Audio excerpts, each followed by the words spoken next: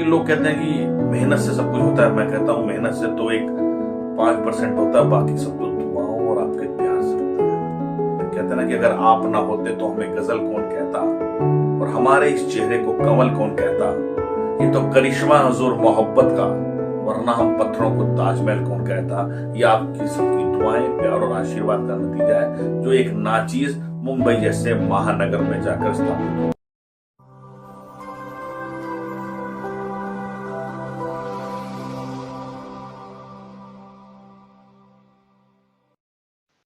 नमस्कार दोस्तों, मैं प्रशांत कौशिक संवाद इंडिया के मंच पर आप सभी का हार्दिक स्वागत करता हूं, हार्दिक अभिनंदन करता हूं, हार्दिक अभिवादन करता हूं।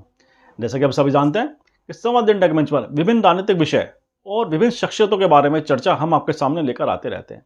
और आज उसी कड़ी में एक बहुत ही विख्यात शख्सियत के बारे में हम आपके सामने चर्चा भी लाए हैं, और वह आपसे रूबरू भी होंगे। और किस तरह से उन्होंने संघर्ष कर सफलता प्राप्त की है, उसके बारे में अपने अनुभव आप लोगों से साझा करेंगे। हमारे साथ आज वो शख्सियत हैं मेरठ के गिरीश थापर जी, जिन्होंने अपनी मेहनत से फिल्म इंडस्ट्री के अंदर वह मुकाम हासिल किया है जिसका सपना हर कोई देखता है। एक्टिंग के क्षेत्र में जो भी लोग कार्य कर रहे हैं, जो भी लोग कैरियर बनाना चाहते हैं एक्टिंग के क्षेत्र में, उनका सपना होता है कि वह फिल्म इंडस्ट्री के अंदर, मुंबई के अंदर अपनी पहचान स्थापित करें, अपनी मेहनत को स्थापित करें। और गिरीश थापर जी उन्हीं में से एक व्यक्ति हैं जिन्होंने अपनी मेहनत से, अपने समर्पण से, अपनी प्रतिबद्धता से मुंबई की फिल्म इंडस्ट्री में अपने को स्थापित किया है। गिरीश थापर जी संवाद इंडिया मंच पर हमारे साथ हैं, और वह अपने अनुभव और जो उनकी संघर्ष यात्रा रही है, किस तरह से उन्होंने इंडस्ट्री के अंदर अपने कदम बढ़ाने शुरू किए, किस तरह से उन्होंने कदम रखे और किस तरह से सफलता प्राप्त करी, वह सारा अनुभव अपना आज हमारे दर्शकों के साथ साझा करें। और इस चर्चा की शुरुआत से पहले हमारा आप सभी से आग्रह है, अगर आपने संवाद इंडिया चैनल अभी तक सब्सक्राइब नहीं किया है तो कृपया सब्सक्राइब कर दें, साथ ही बेल आइकन जरूर दबाएं, जिससे संवाद इंडिया के अपडेट आपको समय से मिलते रहें। तो आइए शुरू करते हैं गिरीश थापर जी संवाद इंडिया मंच पर। आज हमारे साथ हैं गिरीश थापर जी। गिरीश थापर जी वह शख्सियत हैं जिन्होंने अपनी मेहनत से, अपने समर्पण से, अपनी प्रतिबद्धता से मुंबई की फिल्म इंडस्ट्री में मुकाम हासिल किया है।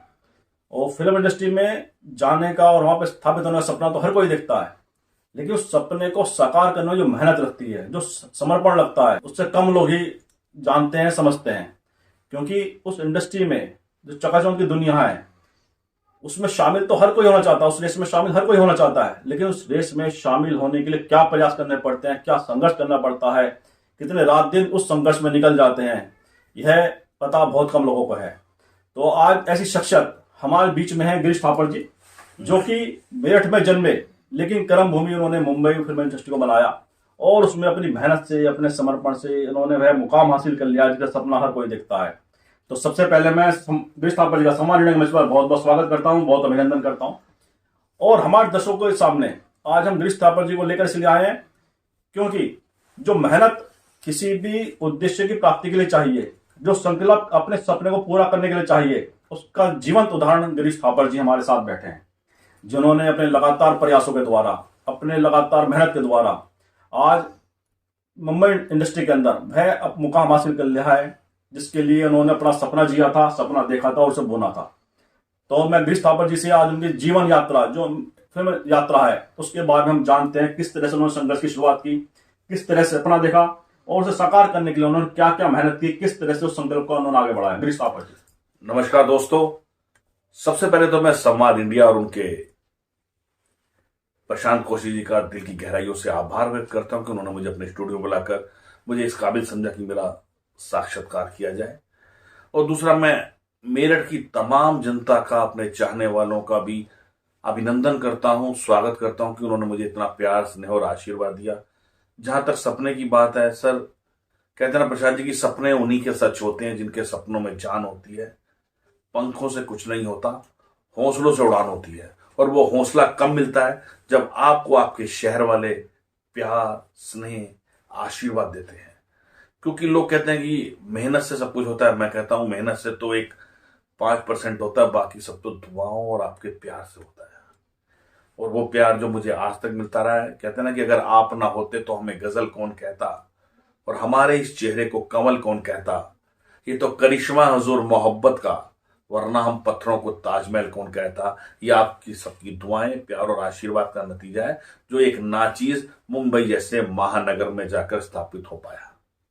तो जैसा आपने कहा कि आपका प्यार, मेरठ की जनता ने आपको जो प्यार दिया है, और मैं मानता हूं वास्तव में वह प्यार एक अनमोल धरोहर के रूप में हमेशा आपके साथ रहेगा। और मेरठ की जनता का जो स्नेह आपसे जुड़ा हुआ है, निश्चित रूप से ऐसा लगता है जैसे परिवार के किसी सदस्य को प्यार दिया जाता है जी। तो उस तरह से आप मेरठ के हर परिवार के एक सदस्य के रूप में हैं, ऐसा हमें लगता है। और जो आपकी जीवन यात्रा थी, जो इंडस्ट्री को लेकर आपने सपना बुना था, वह क्या बाल्यकाल से ही आपके अंदर था सपना, या युवा अवस्था में आकर आपके अंदर वो सपने ने एक अपनी जगह बनाई, और किस तरह से आपने उस सपने को देखा और उस सपने को पूरा करने के लिए किस दिशा में और कैसे आपने मेहनत की, किस तरह से आपका क्या विचार रहा इसमें? देखिए, सच बात तो यह है कि हो ही है वही जो राम रचि राखा। जो ईश्वर को मंजूर होता है, होता तो वही है। हम लोग कुछ भी सोचते नहीं, कुछ भी करते रहे, लेकिन हाँ, आपको वो सपने जो आप देखते हैं उनको पूरा करने के लिए आपके अंदर वो आग, वो फायर, वो शिद्दत से उसको करने की क्षमता होनी चाहिए। पहली बात तो जब आप ये सब चीजें करते हैं तो पूरी कायनात उस आपके सपनों को पूरा करने के लिए आपके साथ लग जाती है। बचपन से यही था कि कुछ अलग करने की इच्छा। आम लोगों की जिंदगी जीना मुझे थोड़ा समझ नहीं आ रहा था। 9 से 5 के लिए मैं बना नहीं था, तो कुछ अलग करने की चाह ने मुझे इस फील्ड में जाने के लिए प्रेरित किया। अब इस फील्ड में भी क्या आदमी, मेरा ये था कि मैं यार, एक आदमी है, कहते हैं कि मौत उसकी जिसका जमाना करे अफसोस, यूं तो यहाँ सभी आए हैं मरने के लिए। मैं चाहता था कि जब हम लोग जाएं तो लोग हमारी बात करें, यार वो बंदा था। इस तरह की बातें जैसे बड़े बड़े लोगों की होती है, हमारी भी हों, लेकिन छोटे शहर के लोगों को सपना देखने की भी छूट नहीं है, सच बताऊं बात। लेकिन हम लोग सपने देखते हैं, फिर उसके साथ हमारी पारिवारिक स्थिति होती है, समाज की स्थिति होती है, लेकिन कोई बात नहीं, सपने जरूर देखो, क्योंकि कहते हैं कि फलक को जिद है जहां बिजलियां गिराने की, फिर हमें भी जिद है वहीं आशियाना बनाने की। और किसी ने भी हमारे हौसलों को जो गिराने की ठान रखी है, वो भी ये जान ले कि हमने भी हथेली पे जान रखी है। हम हथेली पे जान रख के अपने सपने को पूरा करने के लिए जब हम लोग निकले, तो शुरुआत कैसे करें, पॉपुलर कैसे हुआ जाए। दो ही फील्ड है हमारे देश के अंदर, या तो रंगमंच या जनमंच। जनमंच हमारे लिए था नहीं, क्योंकि हम उस तरह के हैं नहीं। रंगमंच में सोचा कि चलो यार, कहीं ना कहीं हमारे फादर भी थिएटर से जुड़े रहे, रामलीला वगैरह में पाठ करते थे, वो जम्स जो है, वो कीटाणु हमारे अंदर भी थोड़े से आ गए। हमने कोशिश की, लेकिन कहाँ शुरुआत करें। जिसको बोलते थे लोग हमारी मजाक बनाते थे, रहे यार तुम एक्टर बनोगे, एक्टर पता है कैसे बनते हैं, तुम ये हो, तुम पैसे वाले हो, ये हो। खैर लोग मजाक बनाए, लेकिन कोई बात नहीं, जब मजाक बनती है ना, वहीं से आपका जीवन यात्रा शुरू होती है, और वहीं से आपको कुछ करने की जिद पैदा होती है। मजाक बननी चाहिए, क्योंकि गोस्वामी तुलसीदास जी ने भी रामचरितमानस में बहुत अच्छी बात लिखी है कि निंदक नीरे राखिए आंगन कुटी छवाए, बिन साबुन पानी बिन निर्मल करे सुनाए। जब आपका लोग क्रिटिसाइज करेंगे, बस समझ लेना कि सफर शुरू हो गया, आपका सफर शुरू हो गया। क्रिटिसाइज होना बहुत जरूरी होता है।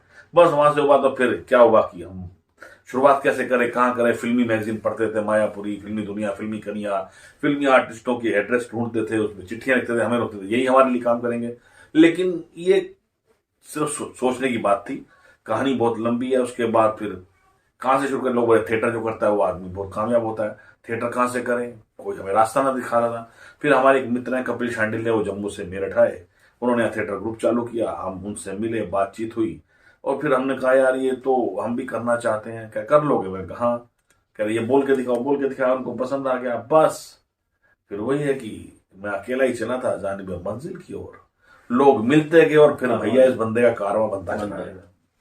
तो जैसे आपने पहले कदम के बारे में बताया कि कपिल शांडिल्य आपके मित्र ने के साथ आपकी यात्रा शुरू हुई रंगमंच की, तो इसे कहते हैं पहला कदम तो हर कोई रख लेता है, लेकिन उसके बाद का जो कदम होता है वो ज्यादा मुश्किलों भरा होता है, क्योंकि कहीं पे आना, किसी टीम में आना, उसमें अपने को स्थापित करना, मेंटेन करना, ये ज्यादा बड़ा और मेहनत का कारण बनता है।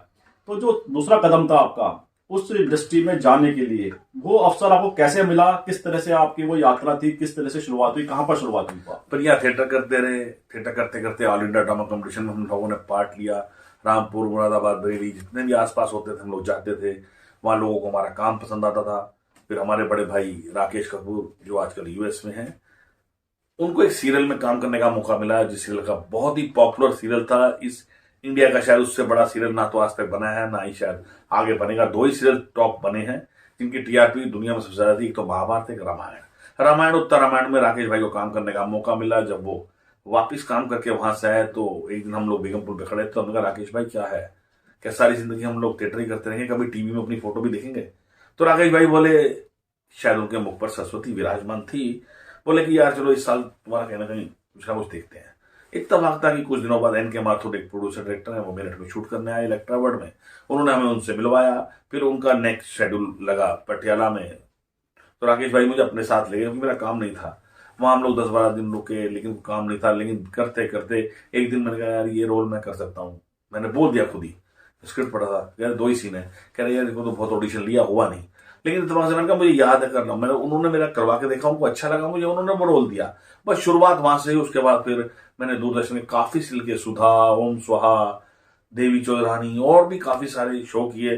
करने के बाद फिर कुछ टाइम बाद पता चला कि मेरठ से एक डॉक्टर वेद थापर साहब हैं, जिनका भूमि के पुल पर मेडिकल स्टोर है, बड़े भाई जैसे, बिल्कुल बड़े भाई हैं। उन्होंने वो मेरठ आए, हमें किसी ने उनसे मिलवाया। तो हमने काम भी आना चाहते हैं, कह रहे आ जाओ। बहुत गर्मजोशी से उन्होंने बोला, तो मैंने कहा तो हो गया काम। फिर हम 97 में अपने दोस्त प्रदीप हंस के साथ मुकुल नाग, जो कि मेरठ की जानी मानी हस्ती हैं, बहुत बड़े बड़े शोज किए हैं। साईं बाबा शो उनका सबसे हिट था, अभी भी एक शो चल रहा है। वो मेरे बड़े भाई प्रदीप भाई मुझे उनके घर ले गए। उन्होंने हमें, मुकुल भाई ने हमें रहना और खाना खिलाया। डॉक्टर वेद थापर ने, निर्देश त्यागी ने, संजीव शर्मा ने, अशोक त्यागी ने, मतलब किन किन लोगों ने। आदमी कहता ना कि फलाना आदमी, अरे यार तुमने बड़ी मेहनत की, तुम बन गए। लेकिन वो आदमी क्या कायदे में अपने आप से नहीं बनता, उसको बनाने में कई लोगों का साथ होता है, कई लोगों का सहयोग होता है। अकेला आदमी कुछ नहीं कर सकता है, टीम वर्क होता है। तो सब लोगों के सहयोग, प्यार, आशीर्वाद से हम लोग 97 में मुंबई के कुछ दिन रुके, नहीं काम बना, वापिस आ गए। फिर वही कीड़ा तो दिमाग में था कि यार इसके अलावा कुछ कर नहीं सकते, इसके अलावा। फिर 2012 में एक बार फिर कहा यार कि चलो सेकंड पारी खेलने चलते हैं। हमने घर वालों को समझाया, घर वालों का ठीक है। मैं कहा 6 महीने मुंबई में रहूंगा मैं, अगर इन 6 महीनों में काम बन गया तो ठीक है, नहीं तो मुंबई की तरफ पैर करके भी नहीं सोऊंगा। प्रशांत जी आप यकीन मानना, उन 6 महीनों में मैंने इतनी मेहनत की कि मैं वो बता नहीं सकता। जगह जगह गया, ऑडिशन किया हुआ। फिर जो मुझे काम मिलना शुरू हुआ, फिर तो ईश्वर की ऐसी कृपा हुई जो बनी हुई है और बनी रहेगी, ईश्वर आप सबके आशीर्वाद से। तो मैं निरंतर काम कर रहा हूँ। इन 10 सालों के अंदर मैंने लगभग 450-500 शो में एंट्री की है, बहुत बड़े बात। और लगभग 35 से 40 बड़ी बड़ी फिल्मों में करेक्टर आर्टिस्ट का काम किया है। उसके बाद 70 से 80 लगभग 100 मेरे कमर्शियल ऐड हो गए होंगे। बहुत सारी वेब सीरीज हैं, प्रिंट शूट है, सब कुछ है। मतलब मैंने सब काम किए। लेकिन लोग कहते हैं ना कि थिएटर कर लो तो उसके बाद फिल्मों में काम आसान होता है। थिएटर अलग विधा है, फिल्म में काम करना अलग विधा है। दोनों, और फिल्म में भी अलग तरह से एक्टिंग होती है, सीरियल में अलग तरह से होती है, वेब सीरीज में अलग तरह से होती है। करना वही है, डायलॉग बोलने हैं, लेकिन तरीके बदल जाते हैं थोड़े थोड़े। अब अगर आप कॉमेडी करें तो कॉमेडी करेंगे, माइथो सीरियल करें तो माइथो करेंगे। तो खाली ये नहीं कि आपने लाइन बोल दिया कर लिया, इसमें बहुत मेहनत का काम है। और मैं मेहनत कम करता हूँ, मुझे दुआएं ज्यादा मिलती हैं, इसलिए मैं काम करता हूँ। सच बात यह है। नहीं गिरीश जी, जैसा आपने कहा कि आपकी यात्रा में इसमें कितने लोगों का सहयोग, और आपने एक तरह से उसमें कुछ लोगों के नाम बताकर बताया, और सबसे बड़ी बात यह है कि आपने अपनी सफलता मिलने के पश्चात भी उन लोगों के प्रति कृतज्ञता व्यक्त की, उनके नाम लेकर, उनको याद कर। तो ये बहुत कम लोगों में होता है। इसके लिए हम संवाद इंडिया की तरफ से आपको बधाई देते हैं, साधुवाद देते हैं कि आपको आज भी अपने संघर्ष की यात्रा के वो साथी और वो मार्गदर्शक याद है, और आप उन्हें स्मरण कर उनके प्रति कृतज्ञता व्यक्त कर रहे हैं। ये बड़ी बात है, और यही आपकी पर्सनैलिटी को भी परिभाषित करती है कि आपके अंदर कितना मान उन लोगों के लिए है, कितना सम्मान उन लोगों के लिए है जिन्होंने आपका हाथ पकड़कर आगे बढ़ाया। उसके अलावा भी बहुत लोग हैं सर। जब मैं मुंबई गया, मुझे मेल, अभी मुझे व्हाट्सएप चलाना तो अब थोड़ा बहुत सीख गया। उस जमाने मुझे मेल करना नहीं आता था, अब वहां बोलते मेल कर दो फोटो। तो मेरी बच्ची अनन्या पांडे बेचारी को बेटा ये मेल कर दे बेटा। पिछले कई साल तक तो उस बच्ची ने मेरा वो क्या नाम है, फेसबुक चलाया, वही करती थी, वही सब अपडेट। अभी भी काफी लोग हैं, एक चंद्रशेखर गिरी जी हैं, वो मेरी मेल करते थे। मेरी बेटी तान्या आज भी मुझे देखिए, ये मैं मेरे को ना स्पष्ट बोलने में कोई गुरेज नहीं होता, सच बोलने में कोई गुरेज नहीं होता। मैं फिर बोल रहा हूं, ये आप सबकी दुआएं, प्यार और आशीर्वाद है जो मैं काम कर रहा हूं। सच बात तो ये है कि मुझे अंदर कॉम्प्लेक्स भी बहुत है, क्योंकि मुझे इंग्लिश नहीं आती है, साफ बात है। हिंदी बेल्ट का पढ़ा हुआ हूं, बाल हमारे नहीं है, पेट हमारा बाहर निकला हुआ है, ड्राइविंग हमें नहीं आती, इंग्लिश हमें नहीं आती, राइटिंग हमें नहीं आती। उसके बावजूद भी अगर मैं इंडस्ट्री में काम कर रहा हूं तो किसी ना किसी की तो कृपा और आशीर्वाद है ही ना। तो ये सब आपकी कृपा और आपका आशीर्वाद है। क्योंकि कहते हैं कि शाख से टूट कर गिरने की सजा दो मुझको, मैं पत्ता ही तो हूं, क्यों ना हवा दो मुझको। मैं जो शीशा हूं तो सजा दो किसी तस्वीर के साथ, मैं जो पत्थर हूं तो रास्ते से हटा दो मुझे, मैं तुम्हें अपनी निगाहों से ना गिरने दूंगा, तुम चाहो तो नजरों से गिरा दो मुझे। बहुत खूब, बहुत खूब। और आपने इन शब्दों के माध्यम से, शेर के माध्यम से बताया कि किस तरह से आपके साथ लोगों का जुड़ाव है, किस तरह से लोगों का स्नेह और दुआएं आपके साथ हैं। और ये भी दुआएं, स्नेह भी हर किसी को नहीं मिलती है, ये उस व्यक्ति को मिलती हैं जो इसका हकदार होता है वास्तव में, और आप उसके हकदार हैं। आपके व्यवहार में वह आत्मीयता हर व्यक्ति के साथ है, हर व्यक्ति के प्रति है, इसलिए लोगों का स्नेह आपसे लगातार जुड़ा हुआ है। अब देखिए, मेरे पास कोई भी ऑडिशन आता है, आज भी इंग्लिश आती नहीं, हमें डिस्क्रिप्शन जो होता है कि भी ये इस तरह से, वो या तो मेरी बेटी को मैं भेजता हूँ वहां से, भाई इसका हिंदी वर्जन करके बता, फिर या लोकेश मलिक मेरे बच्चे जैसे हैं, दोस्त हैं, उनको भेजता हूँ, या फिर जिनके साथ मैं 10 साल से रह रहा हूं, उमेश शर्मा जो जोधपुर के रहने वाले हैं, नेक दिल इंसान है, बड़े सज्जन इंसान है। उनकी मम्मी बोलते हैं कि 10 साल तो मुंबई में मियाँ बीवी भी साथ में रहते हैं और आप लोग 11 साल से साथ रहते हैं, हमारा इतना प्रेम है। वो बेचारे बोलते हैं, अरे थापर जी ऐसे नहीं, ऐसे करना, ऐसे ऐसे करना, वो मेरे ऑडिशन बना बना के भेजते हैं। बस ये सब लोग ही मुझे आगे बढ़ा रहे हैं यार, मेरे को कुछ नहीं आता, ना मुझे कुछ आता है, पता नहीं, आप सबकी कृपा और प्रभु जी का आशीर्वाद है मेरे साथ। नहीं, बहुत खूब। और लोगों का स्नेह ऐसे ही आपके साथ हमेशा रहेगा। और आपके इस जो इंडस्ट्री की, आपके जो जीवन का यात्रा रही है इतने सालों की, उसमें जो भी आपने बहुत सारी से आपने बताया कि इतने सारी फिल्में, इतने सारे सीरियल, आपने वेब सीरीज कर ली हैं, तो उसमें कुछ पंक्तियां, कुछ डायलॉग आपके साथ दिल के बहुत करीब होंगे, कुछ ऐसी घटनाएं, कुछ ऐसे सीन आपके दिल के बहुत करीब होंगे, वो हमारे दर्शकों के लिए आप साझा जरूर करिए। पहला सीरियल था आसमान की ओर, उसमें करेक्टर था बांके बिहारी का, एक्चुअली बिहारी करेक्टर था वो, और वो अमिताभ बच्चन साहब का बहुत बड़ा फैन होता है। और फ्लाइंग क्लब के अंदर हम लोग रहते हैं, तो फ्लाइंग क्लब में जो हीरो हीरोइन जो बनते हैं, तो ये कुछ दिनों बाद आता है, तो ये एक्चुअल में अमिताभ बच्चन की फिल्में देखता बहुत है, बहुत बड़ा शौकीन है, उनके बहुत बड़ा फैन है। तो वो जो फिल्मों के सीन होते हैं अपने दिमाग में रखता है, वो उसको अपने अंदाज में बोलता है। जैसे कि पहला सीन ही था मेरा जो शूट हुआ था अपनी जिंदगी का, वो आना, अरे बांके बिहारी बहुत दिन हो गए आप फ्लाइंग क्लब नहीं आए, अरे क्या करें भाई, गांव से रिश्तेदार आ गए रहे, तो बस उनको शहर घुमाए और उसके बाद हमें फिल्म में दिखा लाए। अरे कौन सी फिल्म देखी? अरे वो कहा है जिसमें वो बच्चन साहब हाथ में लोहा बांध के और ऐसा बाल को बड़ा करके बोले रहे ना कि रिश्ते में तुम तोहरे बाप लगते हैं और नाम है, वो कहा बोले तो शहंशाह, इस तरह का कुछ कैरेक्टर था कॉमेडी का, वो किया। तो फिर दूसरी फिल्म देख के आता है, मतलब जो भी बच्चन साहब की फिल्म था वो उस तरह का वो बिहारी अंदाज में वो बोलता था, तो ये मुझे बहुत अच्छा लगता था। तो ये है। इसके अलावा और भी कोई ऐसा सीन, डायलॉग? बहुत सारे हैं। मैं प्ले का एक प्ले सुनाता हूँ, हमने किया था कौन नचा है नाच, और उसके बाद चौराहा किया था। आज यदि इस देश में तानाशाह होता तो कोई साला चूं तक न करता। लोकतंत्र का यह नतीजा है कि हर कोई भौंकना सीख गया है। पैदा होते ही हड़ताल, तोड़फोड़, नारेबाजी सीख जाते हैं। सारी प्रजा मात्र डंडे की भाषा जानती है। डंडा छाप गवर्नमेंट के बिना काम नहीं चलेगा। पुलिस भी फेल हो गई है। सीआरपी का बंदोबस्त भी ढीला है। इसके लिए कुछ ना कुछ तो करना ही पड़ेगा। बहुत खूब, बहुत खूब। और हमारे दर्शकों के लिए और युवा पीढ़ी के लिए आप क्या संदेश, अपनी शेरो शायरी का जो आपका एक अलग अंदाज होता है, कि जो इंडस्ट्री में अपना कैरियर बनाने का सपना देखते हैं या अलग अलग क्षेत्रों में जो कैरियर बनाने का सपना देख रहे हैं, उस युवा पीढ़ी के लिए, युवा पीढ़ी के सामने बहुत बड़ा ये टास्क है, बहुत कंपटीशन है, बहुत संघर्ष बढ़ गया है, तो आप उस संघर्ष से बाहर निकल कर आए हैं, आपने उस संघर्ष की यात्रा देखी है, तो उस युवा पीढ़ी के लिए अपने शेर और शायरी जो आपका एक अलग अंदाज होता है, उसके माध्यम से क्या संदेश देना चाहेंगे? बस मैं तो यही कहूंगा, काम को बड़ी ईमानदारी से ईश्वर वाहिगुरु परम पिता परमेश्वर को याद करके, कोई करना उसने ही है, हम लोग कुछ नहीं करते, वही करता है, वही कराता है। लोगों का भ्रम है कि मैं करता हूं, मैं कुछ नहीं करता हूं, क्योंकि ईश्वर वाहिगुरु परम पिता परमेश्वर कहते हैं, मनुष्य तू वो करता है जो तू चाहता है, और होता वो है जो मैं चाहता हूं। इसलिए तू वो कर जो मैं चाहता हूं, फिर होगा वो जो तू चाहेगा। मैं यही कहूंगा कि रख हौसला, वो मंजर भी आएगा, और प्यासे के पास चलकर समंदर भी आएगा। मंजिल के मुसाफिर थक कर मत हार, मंजिल भी मिलेगी और फिर मिलने का मजा भी आएगा।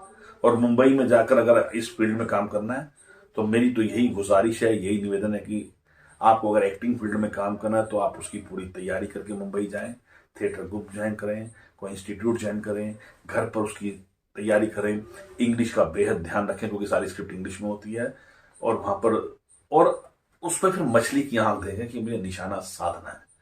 100% होगा, फिर जाके मुंबई में जाकर लठ काट दे और यही कहे कि मुंबई की रेत पर हमें एड़ियां रगड़ने दे, हमें यकीन है कि पानी यहीं से निकलेगा। बहुत शानदार, बहुत खूब, बहुत खूब। गिरीश थापर जी से अपने दर्शकों के लिए एक संदेश जरूर सुनना चाहेंगे कि हमारे दर्शकों के लिए वह क्या संदेश देना चाहते हैं गिरीश थापर जी? बस मैं तो यही कहूंगा कि आप सभी लोगों ने जो इतना प्यार मेरे पहले सभी कामों को दिया है, वो प्यार से नहीं आशीर्वाद बनाए रखें और हमारे इस चैनल को जो संवाद इंडिया है इसको भी अपना भरपूर प्यार से और आशीर्वाद दें, ताकि ये हर रोज हर नए नए लोगों को आपके सामने आपसे रूबरू कराते रहें, उनकी गतिविधियों को आपको बताते रहें। और अंत में बस हम यही कहेंगे कि कितनी जल्दी ये मुलाकात गुजर जाती है, कितनी जल्दी ये मुलाकात गुजर जाती है, प्यास बुझती नहीं बरसात गुजर जाती है। और अपनी यादों से कहना कि वो इस तरह ना आया करें, क्योंकि नींद आती नहीं रात गुजर जाती है। कि समेट लो सितारों को बाहों में, दूर तक रात ही रात होगी, मुसाफिर है हम भी, मुसाफिर हो तुम भी, फिर किसी मोड़ पर आपकी हमारी मुलाकात होगी, जरूर होगी। जय हिंद, जय भारत। और आखिर में यही कहूंगा कि मेरे उलझे हुए ख्वाबों को असूलों का तराजू दे दे, मेरे उलझे हुए ख्वाबों को असूलों का तराजू दे दे मेरे भगवान, मुझे मेरे जज्बात पे काबू दे दे। मैं समंदर भी किसी गैर के हाथ से ना लूं, एक कतरा भी समंदर है जो तू दे दे। जय हिंद, जय भारत। बहुत और संवाद इंडिया के मंच पे आज आपने गिरीश थापर जी को सुना और उन्होंने बताया किस तरह से उनकी जो ये जीवन सफल था इंडस्ट्री को लेकर, किस तरह से उन्होंने सपना देखा था, किस तरह से संघर्ष किया और उस सपने को पाने के लिए जो मेहनत थी, जो समर्पण था, उसकी यात्रा के बारे में, उस अनुभव के बारे में उन्होंने आपको बताया। तो हमारा भी इस मंच के माध्यम से उन सभी दर्शकों से यह कहना है कि अगर आपने कोई सपना देखा है, अपनी सफलता को प्राप्त करने के लिए आपने कुछ सपना देखा है, तो उसे प्राप्त करने की पूरी मेहनत, पूरा समर्पण, पूरा संकल्प आपका चाहिए। और इन शब्दों के साथ आज की हम चर्चा को विराम देते हैं और गिरीश थापर जी का संवाद इंडिया के मंच पर आने के लिए बहुत बहुत धन्यवाद और आभार व्यक्त करते हैं कि उन्होंने अपने समय, क्योंकि बड़ा कीमती समय होता है, बहुत बिजी शेड्यूल रहता है, उन्होंने उस समय को निकाला और हमारे दर्शकों के लिए हमें समय उपलब्ध कराया। इसके लिए मैं गिरीश थापर जी का पुनः धन्यवाद और आभार व्यक्त करता हूँ। आपका बहुत बहुत धन्यवाद। धन्यवाद प्रसाद जी, आपका भी और आप सब दर्शकों का। और जैसा कि आपने सुना, गिरीश थापर जी ने बताया किस तरह से उन्होंने इस फिल्म इंडस्ट्री के अंदर जो सफलता प्राप्त करी है उसके लिए कितना संघर्ष रहा है और किन लोगों ने उनका हाथ पकड़कर इस इंडस्ट्री में उन्हें आगे बढ़ाया।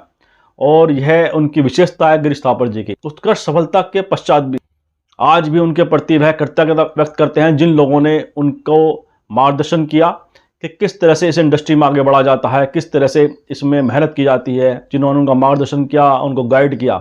तो गिरीश थापर जी आज भी इनको अपनी बातों में हमेशा स्मरण करते हैं और उनके प्रति कृतज्ञता व्यक्त करते हैं। यह दिखाता है गिरीश थापर जी शख्सियत के बारे में। तो ऐसे गिरीश थापर जी, आपने सुना किस तरह से उन्होंने अपनी बातें अपने जीवन के बारे में, अपने जीवन के अनछुए पहलू के बारे में आपके सामने जिक्र किया। और आप सभी से आग्रह करता हूं कि इस वीडियो को लाइक करें, शेयर करें, कमेंट करें, साथ ही संवाद इंडिया चैनल को सब्सक्राइब करें, साथ बेल आइकन जरूर दबाएं, जिससे संवाद इंडिया के अपडेट आपको समय से मिलते रहें। आप सभी का बहुत बहुत धन्यवाद, बहुत बहुत अभिवादन।